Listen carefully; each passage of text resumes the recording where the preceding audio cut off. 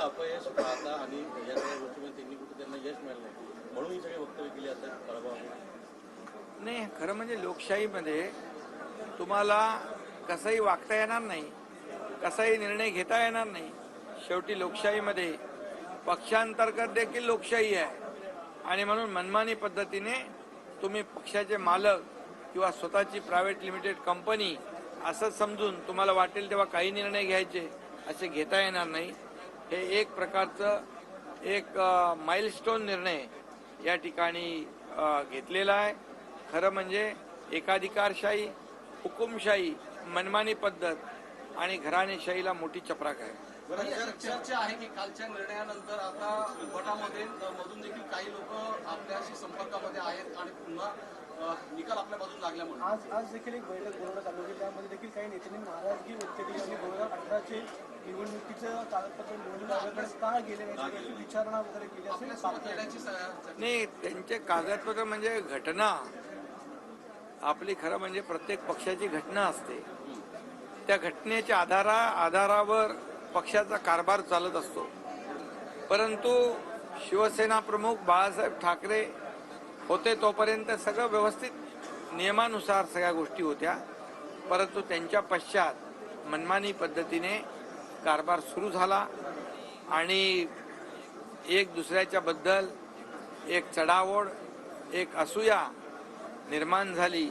मी मोठा का तू मोठा, एक इनसिक्युरिटी जी आहे ही जेव्हा पक्षामध्ये येते तेव्हा पक्ष वाढत नाही, पक्ष मोठा होत नाही. पक्षामध्ये कार्यकर्त्यांना बळ द्यावं लागतं तेव्हाच पक्ष मोठा होतो. एकट्या प्रमुखाने मोठा होऊन पक्ष मोठा होत नाही.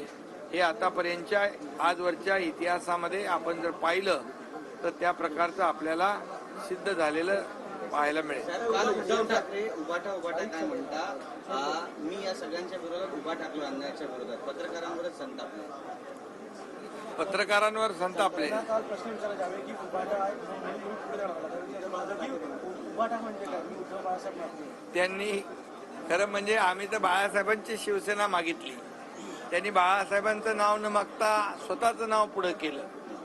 यावरून बाळासाहेबांच्या बद्दल किती प्रेम आहे त्यांच्या मनामध्ये हे दिसून आलं. आम्ही बाळासाहेबांचे विचार घेऊन पुढे जातोय. आम्हाला बाळासाहेबांची संपत्ती बिलकुल, आम्ही सुरुवातीलाच सांगितलं, संपत्तीची लालसा त्यांना आहे. आम्हाला बाळासाहेबांचे विचार हीच आमची संपत्ती आहे. मी आपल्याला एवढंच सांगतो, मी यापूर्वी देखील सांगितलं, शिवसेनेच्या खात्यातले, या शिवसैनिकांच्या जनतेच्या खात्यातले पैसे 50 कोटी रुपये मागण्याचं देखील पाप त्यांनी केलेलं आहे आणि आम्ही ते दिलेही. त्यांना बाळासाहेबांच्या विचाराची काही देणं घेणं नाही, बाळासाहेबांच्या भूमिकेशी त्यांना काही देणं घेणं नाही. त्यांना फक्त पैशाशी देणं घेणं आहे. एवढंच या प्रसंगी मी आपल्याला सांगू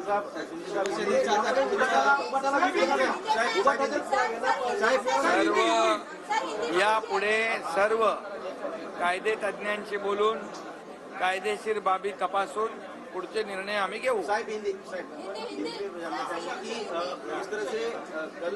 कल का फैसला जो है ये लोकशाही की जीत है, हमारे तमाम कार्यकर्ताओं की जीत है, हमारे बाळासाहेब ठाकरे जी और आनंद दिघे जी के विचारों की जीत है.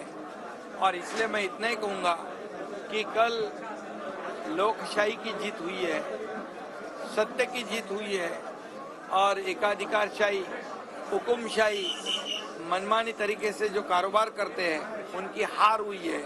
ये बहुत बड़ा सबक पूरे महाराष्ट्र ने बल्कि देश को एक माइलस्टोन निर्णय जो है वो कल हुआ है.